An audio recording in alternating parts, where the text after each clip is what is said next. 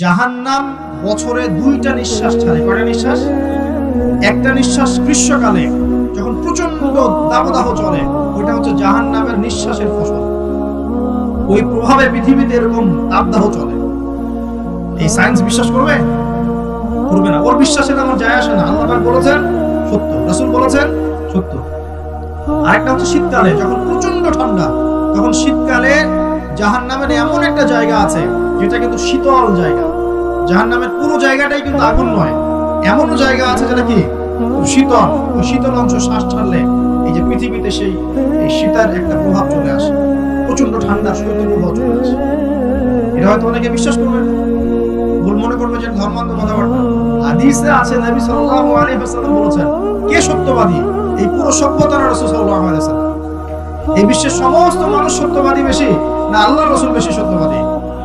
বাস, আর কোনো দরকার আছে কথা? কবরের আযাব সত্য না মিথ্যা? চোখে দেখা যায়? কোন পরীক্ষাগারে প্রমাণ করা যায়?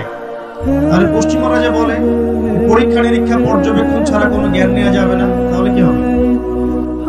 এই যে শিক্ষা ব্যবস্থা দাঁড়িয়ে আছে এখনকার এই দর্শনের উপরে, পরীক্ষা নিরীক্ষা পর্যবেক্ষণ চাক্ষুষ না দেখা পর্যন্ত কিছু বিশ্বাস করেন। যদি বিশ্বাস করেন তাহলে আপনাকে বলবে ধর্মান্ধ হইবে। কি বলবে? কথা বুঝেন না আমার?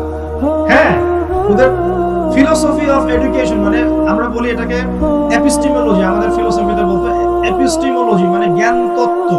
এই শব্দের অর্থ হচ্ছে কি? জ্ঞান তত্ত্ব। ওদের জ্ঞান তত্ত্ব হচ্ছে যে যেটা ভিজুয়াল না, আমরা যা দেখি না, এবং যেটা স্পর্শ করা যায় না, ইন্দ্রিয় দিয়ে উপলব্ধি করা যায় না, ওনাকে স্পর্শ করে বোঝা যায় না, গন্ধ নিয়ে বোঝা যায় না, তারপরে কঠিন তরল না বায়বীয় পরীক্ষা করা যায় না, পরীক্ষা নিরীক্ষা পর্যবেক্ষণের মাধ্যমে সিদ্ধান্তে আসা যায় না, এটাকে জ্ঞান বলে না।